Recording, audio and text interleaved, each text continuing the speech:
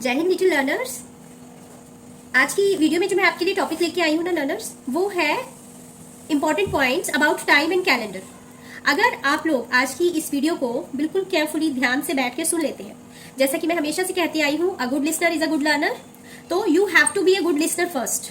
ठीक है, specially whenever you are learning about the important points of any topic in a class, you know, in your class और in my video also. तो आज हम important points read out करते हैं, समझते हैं टाइम एंड कैलेंडर के। अगर आपने इन्हें आज समझ लिया तो आपको कभी भी इस चैप्टर को लेके कोई भी कंफ्यूजन माइंड में नहीं रहेगी। मैंने पूरी तरह से कोशिश की है कि मैं हर एक पॉइंट को जिसमें आप लोगों को डाउट रहता है उसे क्लियर कर सकूं। ठीक है, so come let's learn to blossom. The first point is years in a century. Century क्या होता है? सेंचुरी होता है 100। 100 इज कॉल्ड सेंचुरी। ठीक है, देखिए जब भी आपने देखा होगा, क्रिकेट देखते हैं ना, मैच देखते हैं, सब घर में बड़े सब फैंस होते हैं क्रिकेट देखने के। तो जब भी कोई क्रिकेटर सेंचुरी मारता है तो उसने कितने रन स्कोर किए होते हैं? 100। ठीक है, मींस अ सेंचुरी मींस 100। तो इसी तरह से जब 100 ईयर्स हो जाते हैं ना, तो उसे हम अ सेंचुरी बोलते हैं। तो years in a century is 100 years. ठीक है, years in a decade. Decade होता है 10 ईयर्स। जब 10 ईयर्स कंप्लीट हो जाते हैं किसी भी चीज को, या 10 ईयर्स की बात हो रही होती है, तो हम उसे डिकेड बोलते हैं। The next is months in a year. 1 year में कितने मंथ्स होते हैं? 12 मंथ्स होते हैं। ठीक है, days in a month. 1 month में कितने डेज होते हैं? या तो 30 और या फिर 31 डेज होते हैं। ऑलराइट, अब इसके बारे में हम एक बार एक्सप्लेन में पढ़ते हैं। ये देखिए, जो 30 डेज वाले मंथ्स होते हैं, जिन मंथ्स में 30 डेज होते हैं, वो होते हैं April, June, September and November. And to your surprise, आपको मैं ये भी बताती हूँ कि आपके ये जो 30 और 31 डेज वाले मंथ्स होते हैं ना, ये आपके हैंड में ही होते हैं। यहाँ पर पता है आपको, you have to close your fist like this and you have to count on your knuckles. Okay, जो आपकी नकल्स का अपर पार्ट है ना, वो है 31 डेज का मंथ, और जो लोअर पार्ट है वो है 30 डेज का मंथ। ऑलराइट, देखिए हमारे पास 30 डेज वाले मंथ होते हैं April, June, September and November. Alright, ये देखिए यहाँ पर से हम देख सकते हैं January, February. February is down, so it's not of 30 or 31 days. Alright, then March is 31 days, April is 30 days. ठीक है, नीचे आ रहा है ना, ये देखिए। उसके बाद May is 31 days, June is again 30 days, July is 31 days। उसके बाद आप अपने दूसरे हैंड पे आ जाइए, August is 31 days and September is having 30 days, October is with 31 days, November is having 30 days, December is 31 days। Okay, तो इस तरह से आप पता लगा सकते हैं कि कौन से मंथ में कितने डेज होते हैं। But this is just a tip और ट्रिक। हम यहाँ पर जब समझने में आते हैं तो आता है कि April, June, September and November are the months which are having 30 days. Alright, तो इस तरह से कितने मंथ्स हो गए एक ईयर में जिसमें 30 डेज होते हैं? 4 मंथ्स हो गए। Alright, similarly January, March, May, July, August, October and December, ये वाले जो मंथ्स होते हैं इनमें 31 डेज होते हैं। ठीक है, तो इस तरह से 7 मंथ्स होते हैं एक ईयर में जिसमें 31 डेज होते हैं। अब 7 मंथ्स हो गए 31 डेज वाले और 4 मंथ्स हो गए 30 डेज वाले, तो ये तो हो गया 7 + 4 11। Then where is the 12th month? Yes, the 12th month is the month of February. February is the only month with 28 और 29 डेज। ऑलराइट, फेब्रुवरी के महीने में या तो 28 डेज होते हैं या 29 डेज। जिस ईयर में फेब्रुवरी मंथ में 29 डेज होते हैं ना, उस ईयर को हम लीप ईयर बोलते हैं। ऑलराइट, और ये जो लीप ईयर होता है ना, ये 4 साल में एक बार आता है। A leap year is once in 4 years. इसीलिए जब भी आपको कोई भी ईयर पता करना है कि वो लीप ईयर है या नहीं, तो आपने क्या करना है, उस ईयर के न्यूमेरिकल्स को, नंबर्स को आपने 4 से डिवाइड कर देना है। फॉर एग्जाम्पल,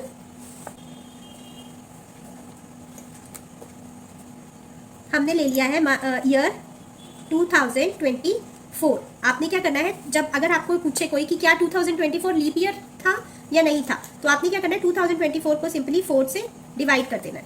ठीक है, ये देखिए इस तरह से 2024 डिवाइडेड बाय 4। अब 4 के टेबल में 2 तो नहीं आएगा ना, 2 इज स्मॉलर देन 4, सो हम 20 ले लेंगे।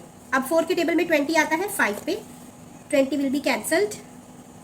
ठीक है, माइनस कर देंगे। ऊपर से हमने 2 नीचे ले लिया।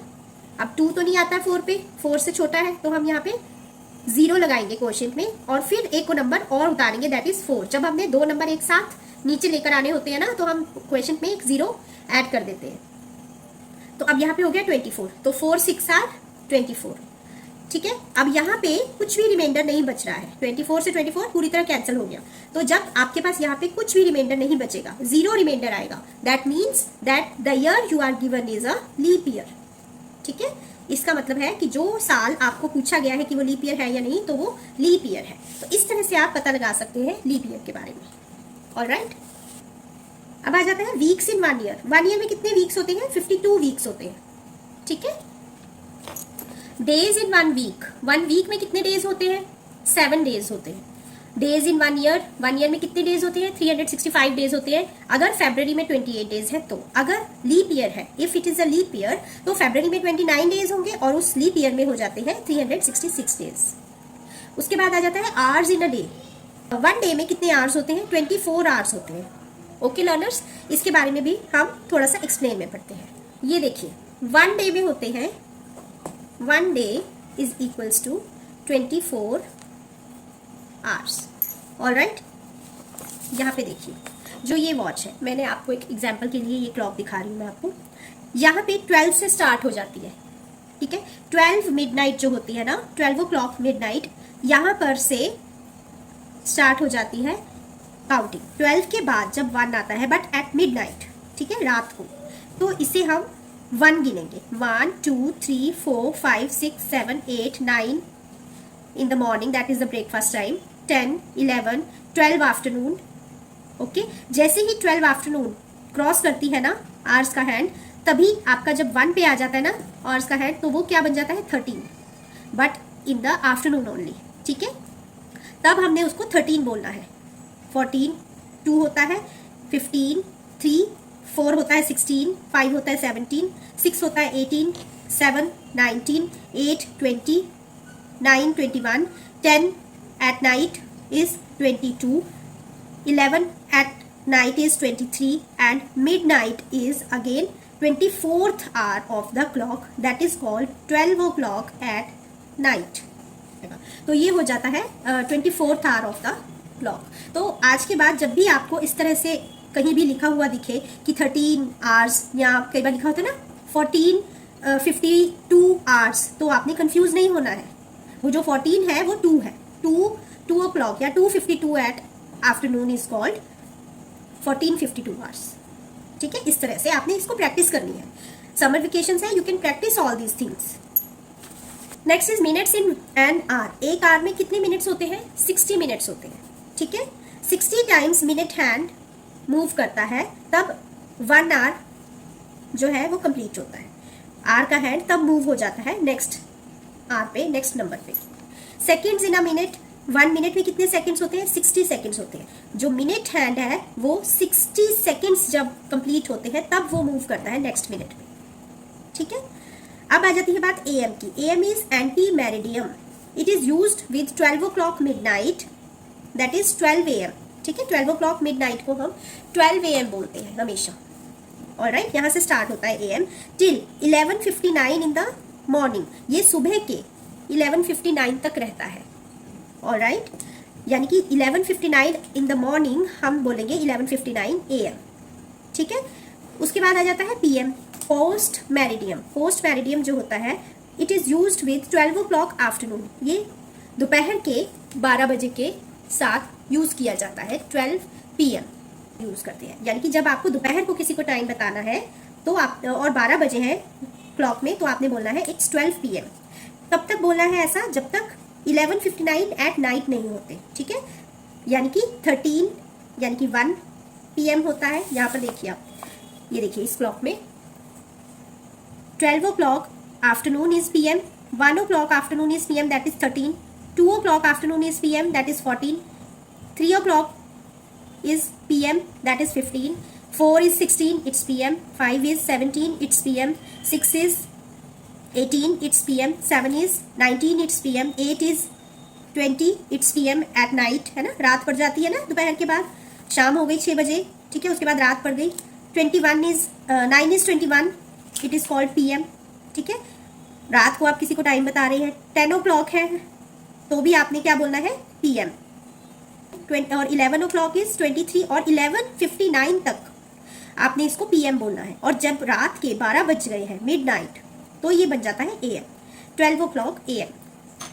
ऑलराइट, इस तरह से अगर आप ये छोटी छोटी ट्रिक्स सीख जाएंगे ना, तो ये बहुत ही इंप्रेसिव लगती है इन फ्रंट ऑफ अदर। और इंप्रेसिव लगने के अलावा आपको ना बहुत ही हेल्प मिलेगी इस चैप्टर को अच्छे से समझने में, और ये बिल्कुल क्लियर हो जाएगा आपके माइंड में, कोई डाउट्स नहीं रहेंगे। कहीं से भी आपको कोई भी क्वेश्चन आ जाए इस चैप्टर से related, you will be able to do the sum on your own. ठीक है। अच्छा, अब आ जाता है क्वार्टर पास्ट। इसमें अक्सर लर्नर्स जो है ना, छोटे छोटे बच्चे, ये कंफ्यूज हो जाते हैं। क्वार्टर पास्ट, क्वार्टर क्या होता है, 15 मिनट्स पास्ट। ठीक है, 15 मिनट्स को हम क्वार्टर बोलते हैं। ऑलराइट, तो जैसे कि 7:15 बजे है, 8:15 हुए। ठीक है, जिसे हम बोलते हैं कि मिनट्स हैंड जो है वो 3 पर है। इधर देखिए, जब मिनट्स हैंड हमारा 3 पर होगा, ये देखिए लर्नर्स, जब आपका आवर्स हैंड आपका 8 पर है और आपका मिनट हैंड है क्लॉक में 3 पर। ठीक है, तो इट इज कॉल्ड कि 15 मिनट्स पास्ट हो गए हैं। ठीक है, 15 मिनट्स बीत चुके हैं, तो आप इसे बोलेंगे it's quarter past 8, it's quarter past 8, आप ऐसे बोल सकते हैं। ठीक है, अंडरस्टूड। उसके बाद आ जाता है हाफ पास्ट। हाफ पास्ट क्या होता है, 30 मिनट्स पास्ट। ठीक है, 30 मिनट जब बीत जाते हैं, आधा घंटा जब बीत जाता है ना, उसे हम हाफ पास्ट बोलते हैं। यानी कि ये देखिए, जब आपका आवर्स मिनट्स हैंड जो है वो, मिनट्स हैंड जो है वो 6 पर होगा, तो ये क्या होगा, हाफ पास्ट हो जाएगा। इट्स हाफ पास्ट 8, 8 बजे हुए, आधा घंटा बीत चुका है। This way. Next is quarter to. Quarter to होता है 15 मिनट्स टू। ठीक है, यानी कि 15 मिनट बचे हैं। ये कैसे होता है, जब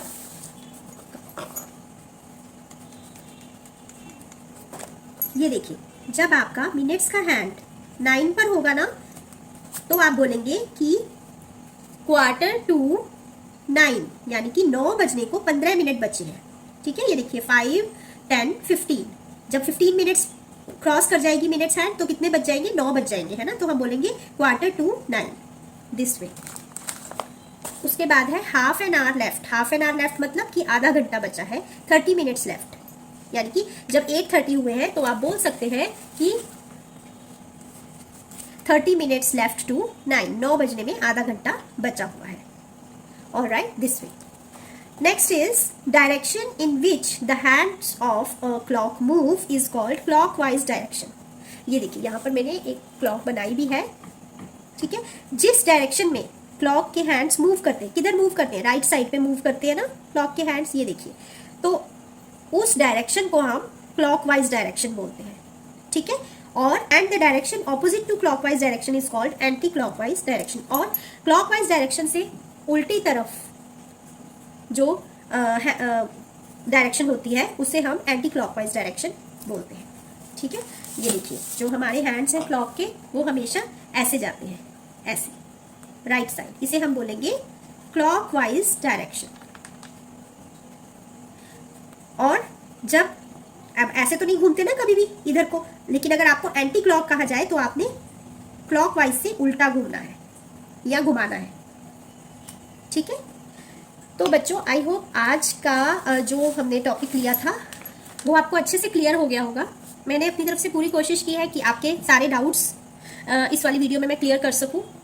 I hope you like the video, and I am sure अगर आप मेरी वीडियो को अच्छी तरह से देखेंगे, सुनेंगे, ठीक है, समझने की कोशिश करेंगे, ट्राई करेंगे और प्रैक्टिस करेंगे, प्रैक्टिस इज अ मस्ट, तो आपको बहुत अच्छे से ये चैप्टर क्लियर हो जाएगा, कोई भी कंफ्यूजन नहीं रहेगी लर्नर्स। और अपनी मैम को भी क्लास में आप अच्छे से सुनिए, B a good listener, and always remember, keep learning with me, keep smiling, keep shining. मिलते हैं नेक्स्ट वीडियो में, टिल देन बाय बाय।